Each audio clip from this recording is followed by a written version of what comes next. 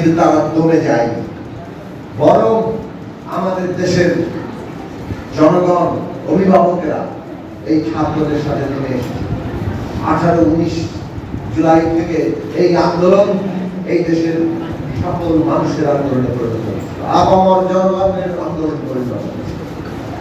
ছাত্র শ্রমিক জনতা তারা বুকের রক্ত দিয়ে ওই রকম একটি আগ্রাসী রাষ্ট্রীয় পুলিশ বাহিনী, তার অস্ত্র দেওয়া গুন্ডা বাহিনী, এদের সকলের মোকাবেলা করছে। চিন্তা করে দেখুন এইটা কত বড় একটা অর্জনের ব্যাপার যে আমাদের দেশের তরুণরা,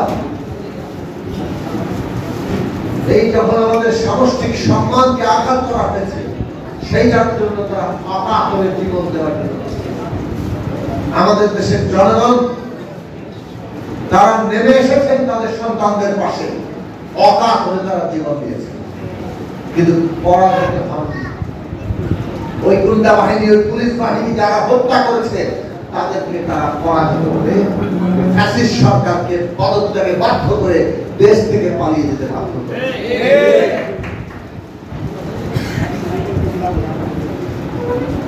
কাজে এই জায়গাটা আমাদের অর্জনের সবচেয়ে বড় জায়গা। আমরা নির্ভর করতে পারি যে আমাদের এই কওমের, আমাদের এই জনগোষ্ঠীর সম্মান রক্ষা করার জন্য আমাদের দেশের জনগণ আছে, আমাদের তরুণরা আছে, এবং তারা প্রয়োজন হলে নিজের জীবন দিয়ে দিয়েছিল। চিন্তা করুন এটা কত বড় মানবিক মুহূর্ত। এর চাইতে বড় মানবিক মুহূর্ত আর কি হতে পারে, যখন সমষ্টির স্বার্থে একজন নিজের জীবন দেওয়ার জন্য প্রস্তুত হয়। মানুষ কত বড় হতে পারে, এর চাইতে বড় কি আর হতে পারে, যখন সে দেশের জন্য, সমষ্টির জন্য, অধিকারের জন্য নিজের জীবন উৎসর্গ করতে ভয় পায় না, বরং যারা ভয় দেখাতে চায়, যারা অধিকার কেড়ে নিতে চায়, তাদের গুলির সামনে দাঁড়িয়ে নিজের জীবন উৎসর্গ করে মানুষের মধ্যে সাহস সঞ্চার করে। ওই যে আবু সাঈদ 2 হাত প্রসারিত করে নিজের বুক টান টান করে নিজের বুকে যে গুলি দিয়েছিলেন, সারা দেশের ছাত্র তরুণদের মধ্যে তিনি আগুন লাগিয়ে দিয়েছিলেন। রক্তে আগুন লেগেছিল সত্যি সত্যি, আর সেই আগুন ছড়িয়ে পড়েছিল দেশের সমস্ত জনগণের মধ্যে। আমরা দেখেছি কিভাবে শ্রমজীবী জনতা, তরুণরা তারা এই আন্দোলনে নেমে এসেছে। শহীদের সংখ্যা 1400 ছাড়িয়েছে ইতিমধ্যে বিভিন্ন খোঁজ খবর থেকে। এর মধ্যে যখন পরিচয়ের দিকে তাকাচ্ছি তখন দেখি বিরাট অংশ শহীদেরা তারা শ্রমজীবী মানুষ। এই যে দৃষ্টান্ত তারা স্থাপন করেছেন, এই যে মানবিক মুহূর্ত তারা তৈরি করেছেন, ওইটাই আমাদের সম্পদ। বাকি সব জায়গায় কিন্তু আমরা হয় ভীরু, না হয় নানাভাবে আপোষ করি। আমাদের ওই যে সমষ্টিগত উত্থান, ওই যে সাহসের পরিচয়, ওই যে নিরাপস ভঙ্গি, ওই যে সমস্ত ধরনের অন্যায় দুর্নীতিকে ফেলে দিয়ে ন্যায় আর সততা, ইনসাফ প্রতিষ্ঠার যে আহ্বান, ওইটাই আমাদের শক্তির জায়গা। কাজেই শহীদদের অবহেলা করা কিংবা তাদের ভুলিয়ে দেওয়ার কোন চেষ্টা আমরা কোনোভাবেই যেন হতে না দিই, সফল হতে না দিই। এই শহীদদেরকে জাতীয় মর্যাদায় অভিষিক্ত করা, তাদেরকে আমাদের আগামী প্রজন্ম থেকে প্রজন্ম পর্যন্ত অনুপ্রেরণা হিসেবে তাদেরকে সামনে রাখা, এইটাই আজকে আমাদের কর্তব্য।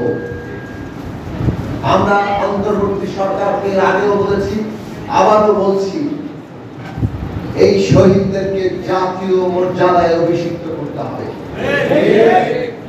শহীদ পরিবারদেরকে যাতে কারো কাছে দাঁড়ে দাঁড়ে ঘুরতে না হয়, এক মুহূর্তের জন্য যেন তারা অবহেলা বোধ না করেন, তাদেরকে কোনো হয়রানির শিকার হতে না হয়। প্রত্যেকটি শহীদ পরিবারের দায়িত্ব রাষ্ট্রীয়ভাবে নিতে হবে।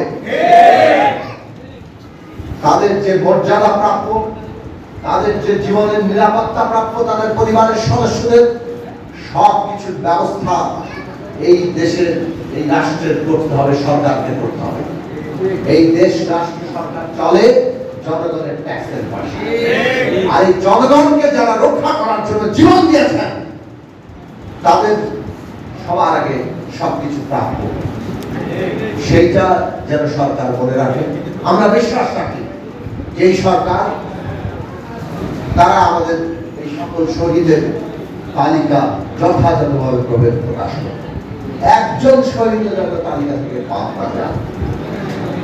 রাষ্ট্রের সরকারের অনেক প্রতিষ্ঠান আছে, হ্যাঁ আমরা দল হিসাবে আমরা চেষ্টা করছি, কিন্তু আমাদের অনেক সীমাবদ্ধতা থাকতে পারে। কিন্তু রাষ্ট্রের সরকারের লোকবল আছে, তারা যেন কোন শহীদ তালিকা থেকে বাদ না পড়ে। এরা কেউ সংখ্যা না, প্রত্যেকটি সম্ভাবনাময় জীবন। কাজেই সেই জীবনকে আগামী প্রজন্মের সামনে যাতে রক্তে মাংসে হাজির করা যায়, তার গৌরব নিয়ে হাজির করা যায়, তার যে আত্মত্যাগ সেই আত্মত্যাগের মহিমা নিয়ে হাজির করা যায়, সেইটা আমাদেরকে চেষ্টা করতে হবে।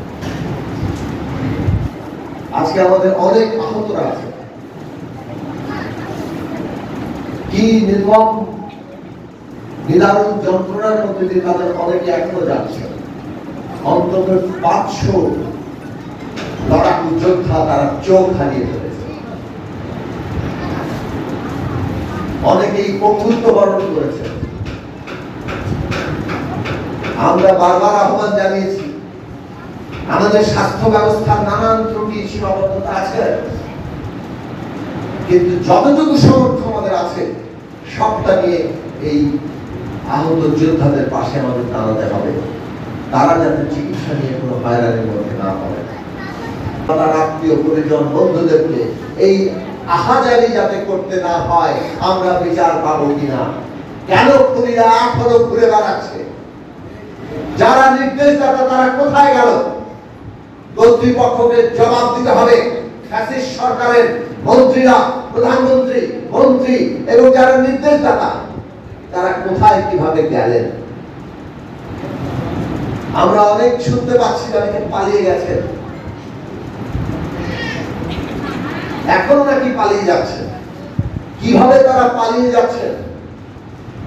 আইন বিচার আদালতের মুখোমুখি না হয়ে তারা কিভাবে পালাতে পারছেন? প্রতিষ্ঠান, রাষ্ট্র, কর্তৃপক্ষ, সরকারকে জবাব দিতে হবে।